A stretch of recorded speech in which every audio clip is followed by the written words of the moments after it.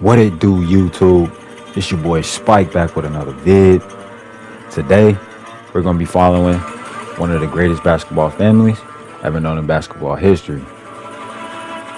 We're going to be following up on our guy, Zarko Maddox, the son, grandson, and nephew of some basketball royalty.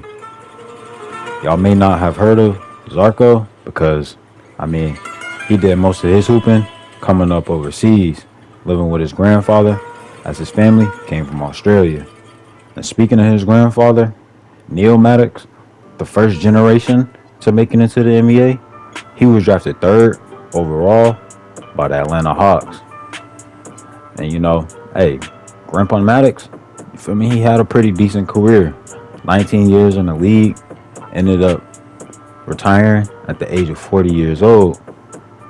And along some pretty decent other dudes, he also would be honored with making it to the NBA Hall of Fame, playing in over 1,558 games, averaging 23 points over his career, 11 rebounds, 6 assists, 1 steal, 2 blocks per game. And he came up with 3 MVPs and 18 All-Stars. But the biggest smudge on his resume, I guess you could say, is that bro played 20 years and never won a single championship. Or 19 seasons, my bad. He played 19 seasons and never won a single championship. But hey, as you can see, the team who drafted him, the Atlanta Hawks, they went ahead and retired Grandpa Maddox's jersey. And by the time he had retired, he was the #1 scorer in points in the league. As you can see, those 3 MVPs, and his career high for scoring was 49 points. But like I said, he wasn't the only Maddox to make it to the league. That would be only the beginning. As you had Nazir, who was the father of Narco, and then his uncle, Nando. Nazir and Nando are actually twins. And in the 2003 draft, Nando ended up being drafted 3rd overall by the Milwaukee Bucks, while Zarko's dad, Nazir, will be drafted 5th overall by the Orlando Magic. And between the two brothers, I guess you could say out of the whole family, Nando will be the first one to win an NBA championship. The first in the family to do it. He did something in I think it was his 2nd or 3rd season, that his dad could never do in 19. And he also ended up bringing home that finals MVP. Nando was a real hooper, not gonna lie to you. By the end of his career, he had retired in 2024 along some great players, as you can see. Played over 1,722 games, averaging 25 points per game. And that championship he won in 2005 will be his one and only. Although he did make the All-Star team 19 seasons, so basically his whole career. You see, the 19 All-Star appearances, 1 Finals MVP, 1 Finals champion, or 1 championship. But dude definitely had a tough resume. Don't get it twisted. Getting his jersey retired by the Milwaukee Bucks, playing his whole career in Milwaukee. KD got his retired from Toronto and New York. Chris Paul was greedy, got his retired from 3 different franchises. LeBron played his whole career in LA, I think, with the Clippers. In this reality, LeBron ain't do much in this reality. I ain't even gonna hold y'all. As y'all can see, Nazir was still hooping in a big 24-25. Feel me? And looking like, you feel me? Like he might have, you know what I'm saying? He might be able to be the first player, because in this reality, LeBron and Bronny did not play in the league at the same time. And that was not my doing. That wasn't my doing. Like, I ain't, you feel me? I just let the simulation do what it do, for real. But yeah, so they will have the opportunity to be the first to do it. But unfortunately, after 23 seasons in the NBA, Nazir would decide to call it quits and retire from the league. as you see alongside with some of our other favorite current players of today, Stephen Curry, James Harden, Russell Westbrook. You know what I'm saying? And it was kind of weird to see like a lot of these dudes ain't like win championship. Like they had, like you see, they got Steph retiring as a 92. Like I wanted to override that so bad, but you know what I'm saying? Hey, I'm gonna let the sim do what it do. The Hall of Fame inductees are gonna be Steph Curry, Nazir, and James Harden. You see, Nazir played 1,886 games. That's gotta be a record. That's gotta be a record. But averaging 22 points per game, 11 rebounds, eight assists, one steal, one block per game.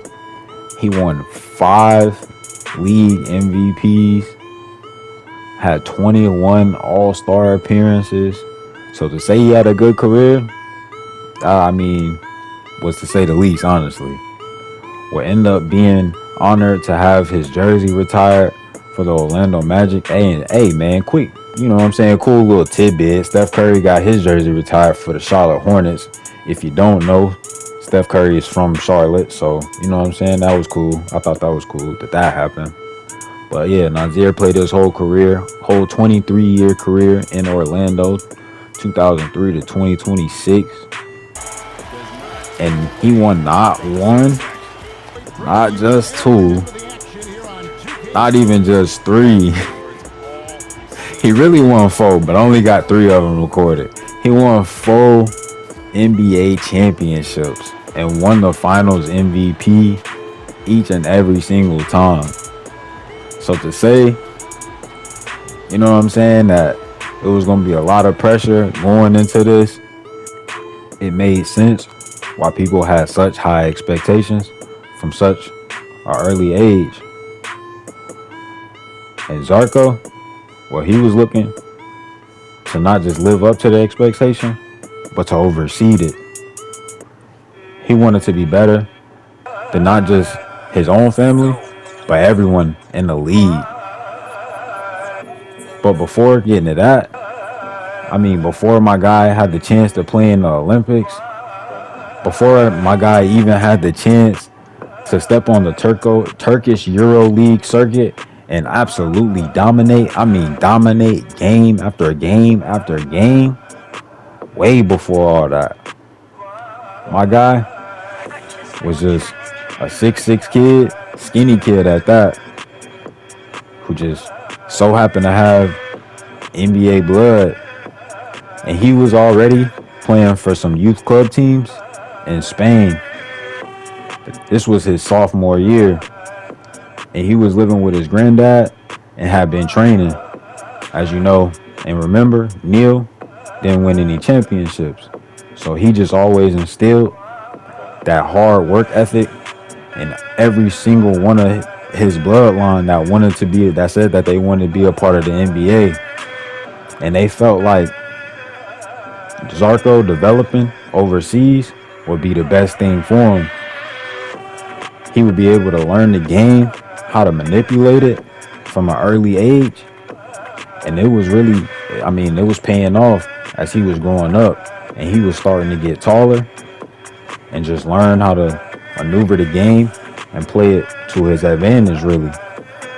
You got to think, there's not many 6'6" sophomores out there.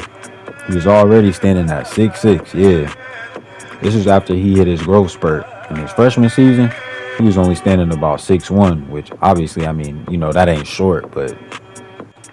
And he has a crazy wingspan, and doctors have been saying he's not showing any signs of slowing down from growing anytime soon.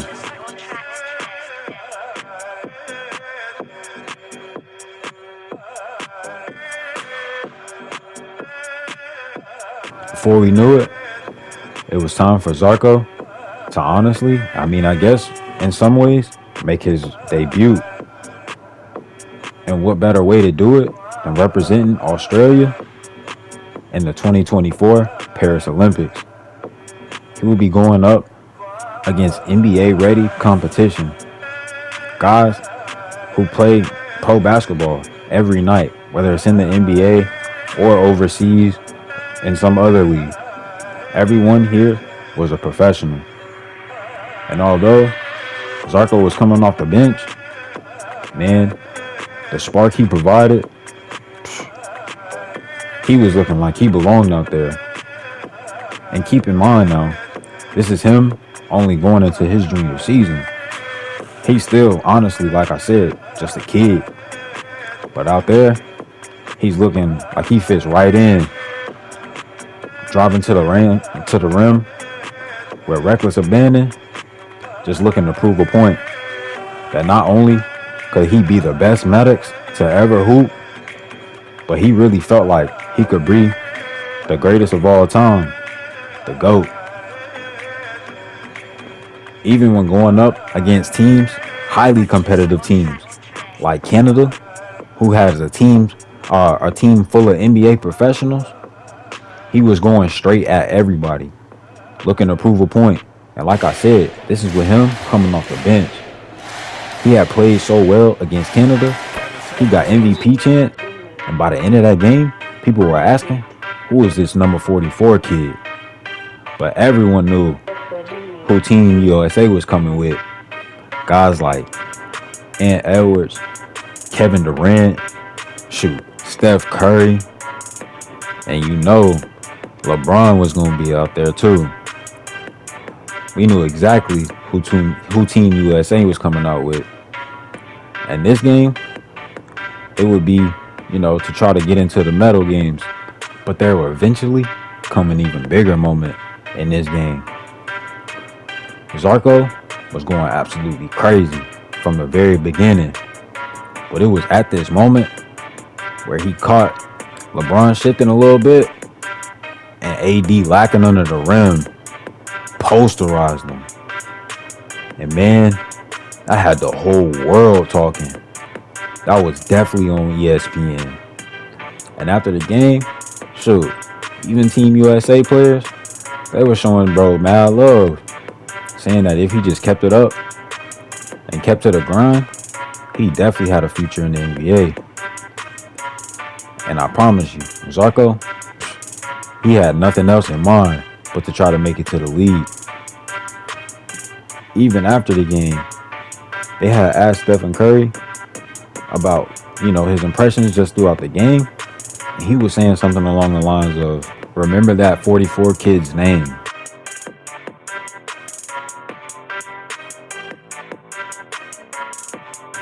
By the beginning of his junior season, he was playing for an elite Adidas Select international team. Now, while a lot of people were saying that they felt like Zarko really had gotten this opportunity because his dad, or his family rather, was connected to Adidas, but man, he was looking to lay all those narratives to rest. And you see, this is also another reason why the Maddox family, well, specifically his dad, Nazir, didn't want him raised in America, not only because of his basketball development, because he didn't want the stardom of, them being a basketball legendary family to distract or become more pressure for Zarko.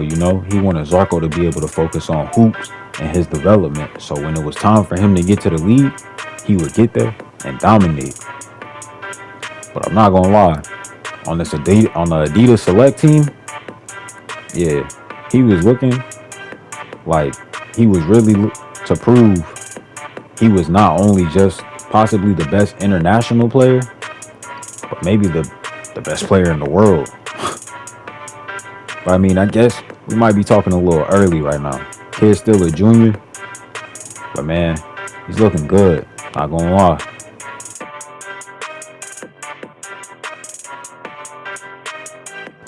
In that same year, Zarko would get one of the biggest opportunities ever. He would get an opportunity to train with actual NBA trainers. He would get the opportunity to participate in the NBA Academy. See, NBA Academy, they don't just let anybody participate.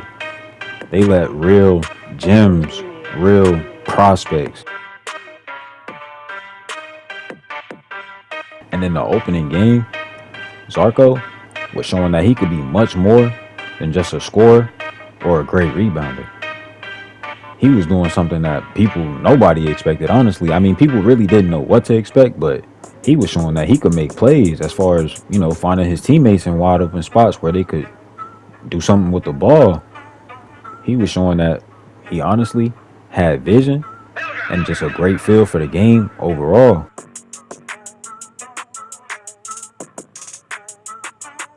But it didn't take the kid Zarko long to start chipping in for some points of his own and showing what he could do offensively.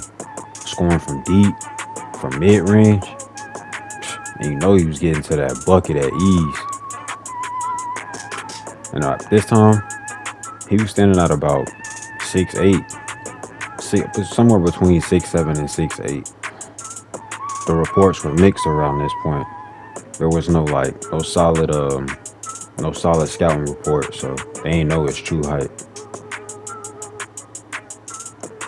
But man, he was definitely had scouts looking and GMs paying attention the way he was performing at the NBA Academy.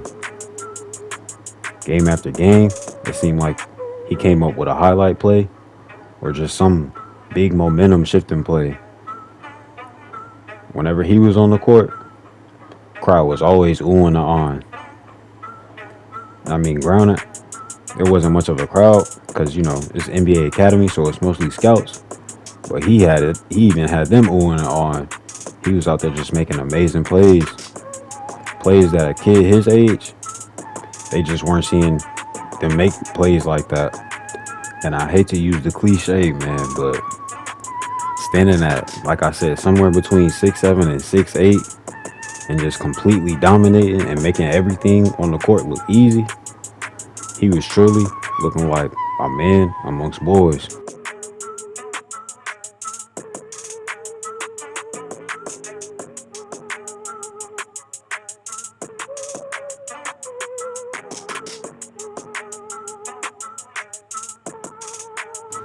By his senior year, Zarko was playing in the Turkish Euro League. And I mean, in the basketball world at least, at this point, he was pretty well known. I wouldn't say famous or anything, but people definitely knew he could hoop. And the opponents, they were definitely game planning for him. But there wasn't much they could do once it was time to actually play. Zarko was continuing to be a menace on the boards and an even bigger problem getting to that rim. And at this point, Zarko, every night, was just looking to prove to any possible scouts in the crowd that he was league ready. He wanted to leave no doubt. I mean, it was already high expectations. But like I said, he was looking to outdo every single one. And honestly, Zarko was the type of player that even if you weren't a scout, if you were just a fan, he wanted you to leave that arena knowing that he was the best player that you've seen on that court. He was showing that he had added new wrinkles to his game, operating in the mid-range, but he always stuck to that paint. It's like that one TLC song, don't go chasing waterfalls, stick to what you used to, don't, if it ain't broke, don't fix it, type of ordeal. And one thing that wasn't broke was his jumper. Opponents would try to slack off sometimes, and he would make them pay every time. But he was so much bigger, it didn't even matter when he went to the paint. He made it look easy. And this is grown men he's playing against at this point. Kid had been playing so good, he was leading the whole Turkish Euro League in scoring and rebounding.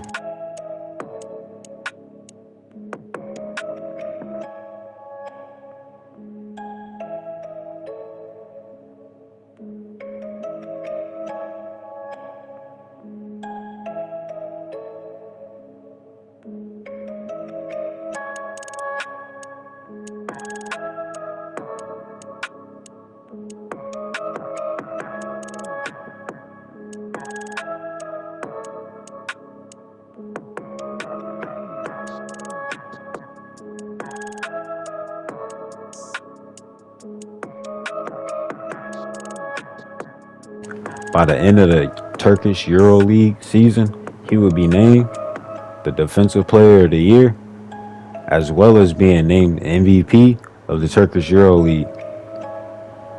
And going into the playoffs, the Euro Cup, Zark was looking to lead his team the whole way. I know, yeah, by the way, my boy got a nickname by now. They just started calling him Zark. I mean, some people call him Zarko still, but yeah, they just call him Zark. But as you see, man, my guy Zark out there hooping, getting to that bucket relentlessly, going to the basket with reckless abandon, not looking to be denied by nobody. My guy looking out there to prove a point. And see, the thing about his game is he had been hooping for so long and really just training for so long. I wouldn't really say hooping, but training with his because of his family and stuff. He had a real tight handle, and he always been kind of quick, and he just never lost a step. And now with him starting to really, hit his growth spurt, it's really looking like, the sky's the limit for this dude.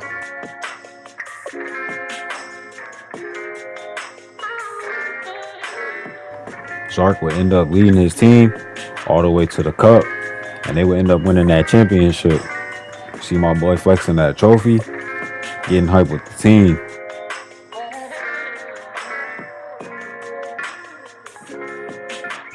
So as you know, after your senior year, you must play one year of basketball before you can enter the NBA draft. And a team in Seattle, a G League team to be more specific, in Seattle, have been formed because the Seattle Supersonics are about to get a franchise back in a couple seasons, I think in 2028. So this is them just kind of preparing for that. And my guy Zark would get the opportunity to be one of the youngins on the team. And I say one of the youngins because he will be pairing up with another young dude named Tyson Trent. Tyson was from Canada, but had grown up between Seattle and Canada. So this was a huge opportunity for him as well, as he was gonna, kind of represent. And Tyson, you feel me? He wasn't out here just for looks or just because of the height. He could really hoop. And between the two of them being on that court, man, it was looking dangerous. See, a lot of other G League teams coming into the season early will kind of just overlook the Seattle Meteors because, they were mostly a young team. Nobody really took them as real competition. But with dudes like Tyson, and especially like Zarko, leading the charge night after night, man, yeah, these other G League teams, they definitely had to be on notice. These youngins, they ain't come to play no games. They came to do damage, and they was looking to do that. They had the scouts going crazy. And man, I can't wait for y'all to see the mock drafts. But hey, back to this season. My guy Zark was definitely locked in, showing how he had developed his game. And just showing that he could continue to find situations and create situations where he would take advantage any way possible. It didn't seem like any shot on the court was a bad shot for this dude, which was, unique.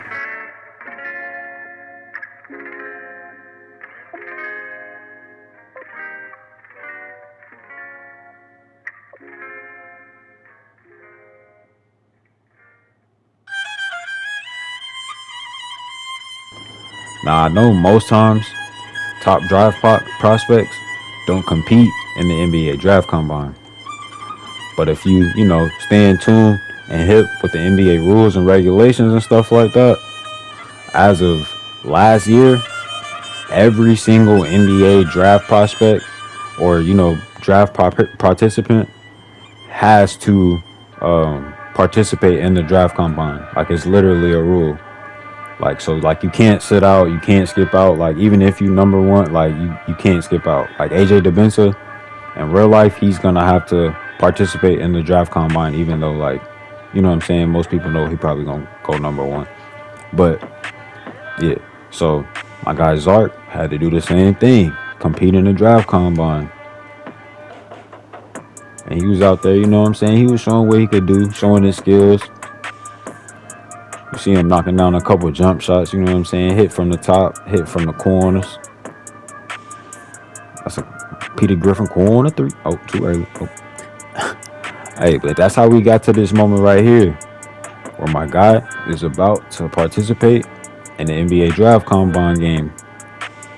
And going up against him and his game, he's gonna be competing against Koa Pete. And yeah. I know what y'all gonna say. Why he ain't play Darren Peterson? Why he ain't play Cam Boozer? Yada yada yada. Bro, I'm trying to play out his whole career. I'm gonna have his whole career to build them rivalries up. Just chill. It's coming. Just chill. But as you can see, my guy dominated throughout the combine game. In the early draft, in the mock drafts, this is before the actual draft lottery. They had my guy Zarko projected at going number one overall, saying he had the ceiling of a Hall of Fame player, and at the very least, to be a solid starter. You see, he has gobs of potential, could turn into a perennial all-star someday. Good reflexes, seems to be able to anticipate action on the floor. Has good anticipation when trying to force turnovers. It does say he tends to make poor decisions with the ball on occasion. But you know what I'm saying? That come with time, you know, he young. You know what I'm saying? Hey, here go the lottery odds. You see the Lakers, Timberwolves, and Celtics had the top three spots. And the Celtics, Pelicans, and Cavs get the top three picks, with the Trailblazers getting fourth, Lakers getting fifth, Timberwolves sixth, and the Pistons get the eighth pick. Okay. It's a deep draft, so that's why I said so many picks. But the mock drafts, you see, they updated. Now they got my guy Darius. I don't know if it's Acuff or Akuf. I think it's Acuff. But they got him going projected number one, as well as Zarko going number two. But in another project, and they have Zarko going number one. Man, bump all that. Let's get to draft night.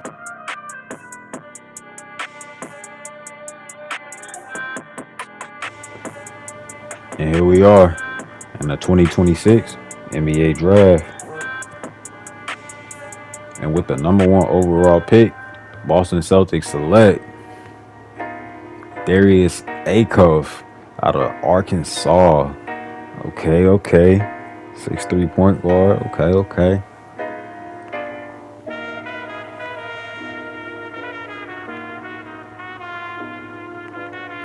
Number two, the Pelicans select Darren Peterson.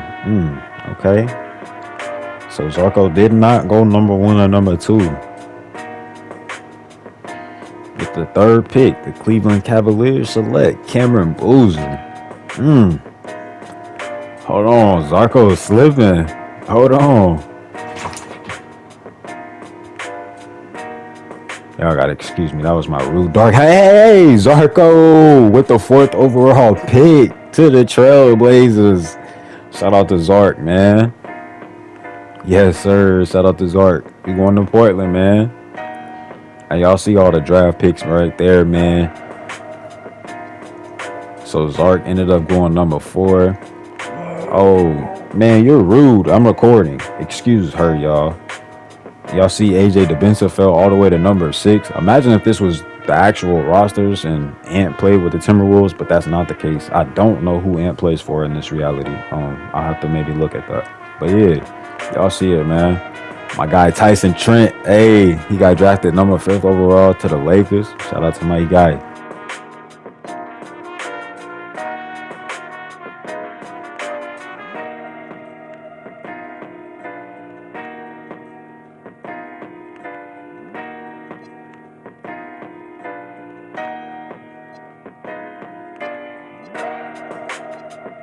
And when it comes to the roster, you see we got Brandon Miller, LaMelo Ball, okay. And they all young, Jalen Suggs. You see you got Michael Porter Jr. at the power forward, okay. And my guy Zarko. So he what, the sixth best player on the team? So yeah. Oh, we got a 29-year-old Bam. Okay. Brandon Pajemski. Okay. We got a decent little squad. We got a decent little team. You know what I'm saying? Might be able to work out a championship in a couple years. But hey man, y'all gonna have to stick around to see.